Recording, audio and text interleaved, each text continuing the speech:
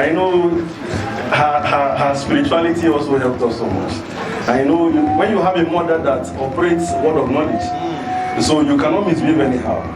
Because sometimes my sister will just be coming into the house and she will just say, Chike, who was that boy you were talking to under the mango tree?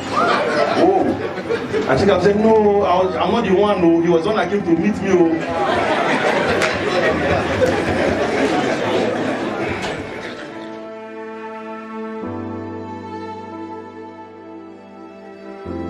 Praise the Lord.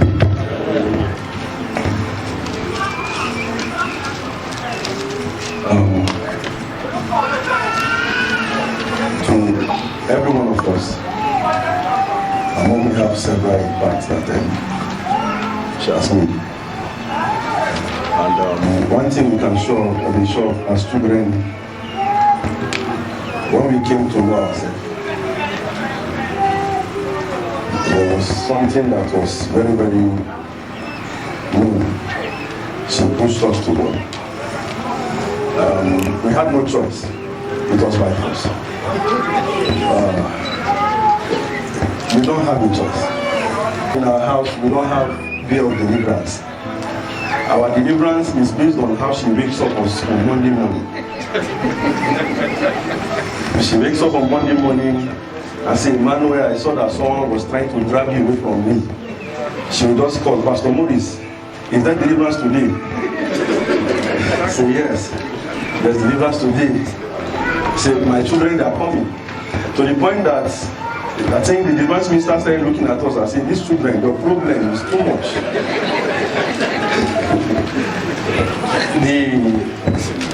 The antidote for disobedience was fasting. You don't wake up to fast, but if you tell you do this and you delay, you say, it's overfeeding, today you're fasting. And by 5 o'clock, the prayer point will be, oh Lord, let every disobedience in my life die. So we had no choice. We just had to follow God. We had no choice at all. And I remember then she had to call, I think, Brayeka, and she took me to Brayeka and said, Brayeka, please, I want you to teach my boy how to pray. And she went to the chief usher then. Said, Chief usher, please, I want him to join the ushering department. So I was in ushering department, I was in prayer, but I was going there by force. It was not because I wanted to go there, but you don't have any option. You don't have any option. You just have to go there. So even there was a time that always time, our Soldiers of Christ vigil then was by on Thursdays. So I would force myself to sleep by 7 p.m. and wake up by 10. So she would say, it's already late, you can't go again. So that, but that was how we kept doing it. It was by force until God now breathed upon her hard work. I remember countless of nights that she would come and she would be crying by my leg side and she would say, it cannot be said that you were born in the church and now you are in the world. And when she's praying those prayers, I'll be looking at her and say, God, what kind of mother do you give to me? I regretted every moment then. It's now that I can say she was doing me good, because then she was, I said, what kind of family that I come from? What kind of woman is this? She don't want to allow me rest. But in the church, she's not allowing you rest. When you come back on service, she will start telling you the girls that were eyeing you in church. Agent of darkness, run away. I know her spirituality also helped us so much. I know when you have a mother that operates word of knowledge, so you cannot misbehave anyhow. Because sometimes my sister will just be coming into the house and she will just say, Chike, who was that boy you were talking to under the mango tree? Oh, and Chike said, no, I'm not the one. No, he was the one that came to meet me. Oh.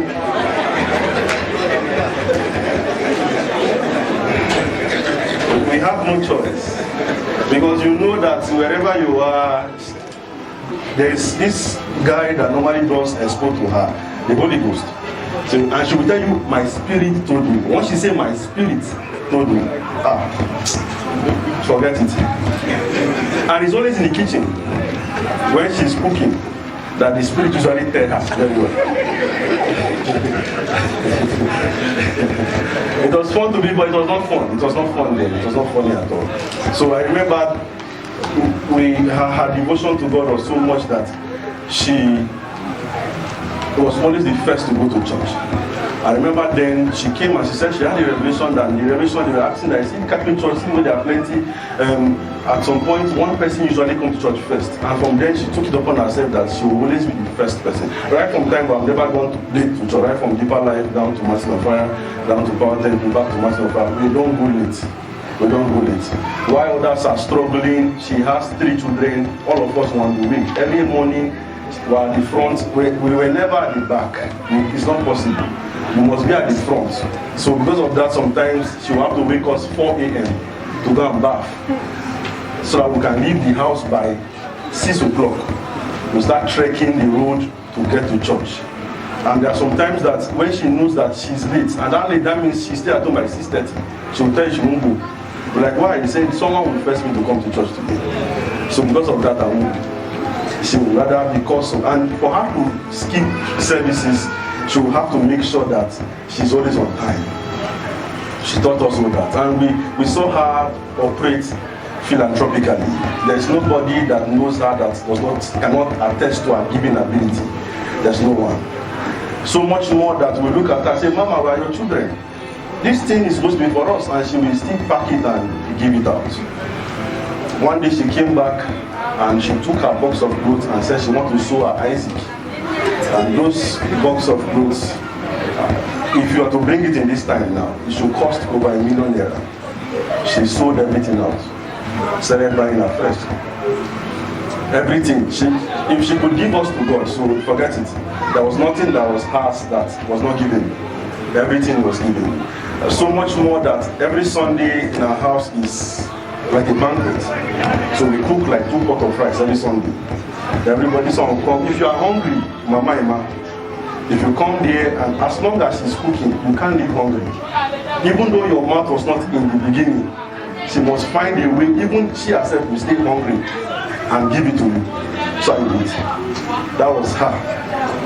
So I took it. I said, okay, this is your assignment. Your assignment was to give. So it's your assignment, and to the glory of God, she did the best that she could do it, and we celebrate God for her. So to me, I don't see the gathering as a gathering of sorrow. I see it as a gathering of celebration. Whereby we celebrate one of God's generals that have walked this world, and she has left legacies.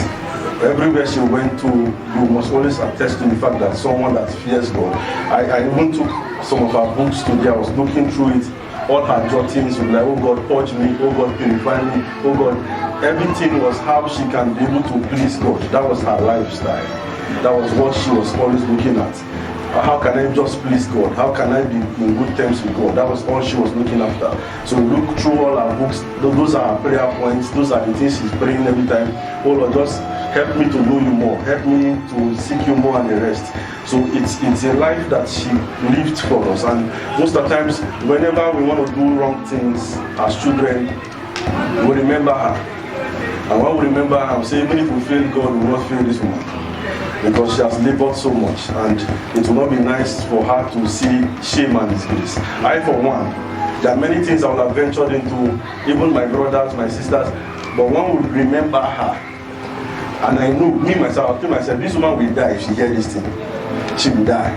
So because of that, I will try my best to ensure I don't do that. Even if I don't fear God, for the sake that I want to prolong her life. If it was by works, I tried my best. If it was by works, I tried my best. So we thank God for her life and everything. And as a mother, she showed us everything that has to be in love. She showed it to us. Even there was a last WhatsApp message she sent to me, and she was talking, and she ended and said, you know this thing I wanted to do, if I have the money, I will buy it. And I know her. If she have the money, she will buy it. I don't know why some good persons don't have such kind of money. I don't know why. But I know her. If she had the money, she would buy it. There was nothing that will lack. There's nothing. And my daddy himself, I thank God for the grace that God has given him, because so much more, if she can be able to do all this, it means that there was someone that was always tolerating. There was a day he came back from the house, he didn't see our color television. Where's the television? She said she has sewn it to the door.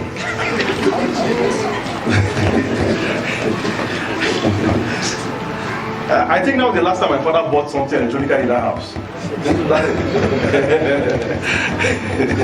That was the last time he bought any electronics in the house. The television that I brought, she said she gave it to the Lord. She gave it to some pastors that came to pray, and she sold it to them. You look for something, you don't have what to sow, and she just see. She sold it. She sold everything. Generator, she will sow.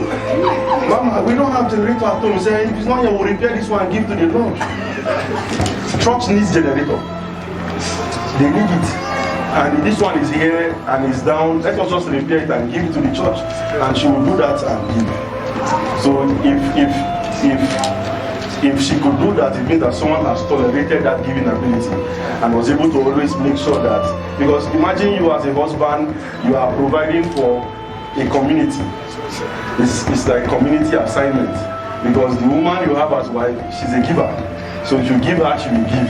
She'll give her, she will give. Even when she went to Ekun Delta State, she will always call and say, we don't have money. We say, Mama, but we sent you money. He said, I went somewhere, I saw the man. The man was hungry. The man have not eaten. I gave the man the money. But you have not eaten. You gave the money that you're supposed to use to the man. She said, I said, okay, you wait to, and as she will talk, one way that God will provide, we'll be able to send back again in the mission field. So that was the life that she was able to live, and that was the impact she made in her life. And the major prayer we keep praying to God is that at some point our lives would live up to God, and in every aspect, and also our life will not, as children, our life as people that she has impacted in, our life will not be a reproach to God. Even those in prison, she passed through the prison, and the next time she got to the prison, everybody she met in the prison before, they all discharged them. Even those that were convicted of murder, they discharged them from the prison. That was the level of work she had with God. That everybody she passed through must have something. And in the end, most times she will come back and cry to us and say, the more I keep doing good, the more they keep doing me bad.